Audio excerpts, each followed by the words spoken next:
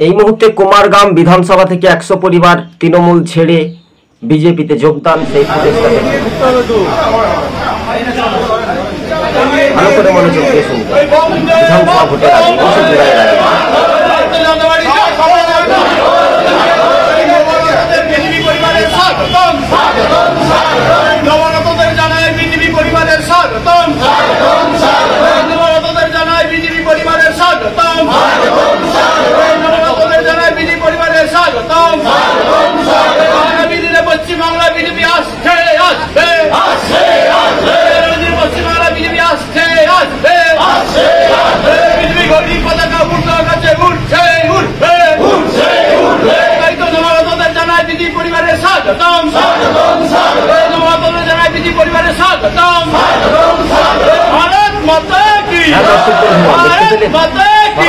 এবার 21 জুলাইয়ের আগে কিন্তু তৃণমূলের বিরাট ভাঙন। 100 পরিবারের প্রায় 500 থেকে 600 ভোটার বিজেপিতে যোগদান।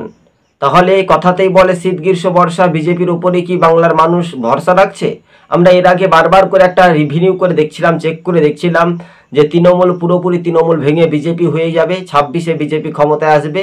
কিন্তু নেতা থেকে যখন দল বদল করবে, সেই নেতারা টিকিট পাবে, তখন কিন্তু একটা বিপাকে পড়তে পারে ভারতীয় জনতা পার্টি, বিজেপি। কেননা তারা কিন্তু ভোটে জেতার পর থেকে আর থাকবেন, আবার সেই তৃণমূলে চলে যাবে। তাই এবার খুব সাবধান। তাই শাসক দলের ভোটার থেকে লিডে ঠিক আছে, কিন্তু নেতা দেখে নয়।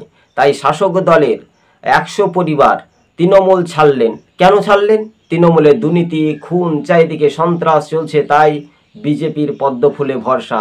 তাই জেলা নেতৃত্ব এবং ব্লক নেতৃত্ব তাদের হাতে দলীয় পতাকা তুলে দিলেন। টিভি সকাল ইউটিউব চ্যানেলটি ভালো লাগলে সাবস্ক্রাইব করে পাশে থাকবেন দর্শক বন্ধুগণ। আজকে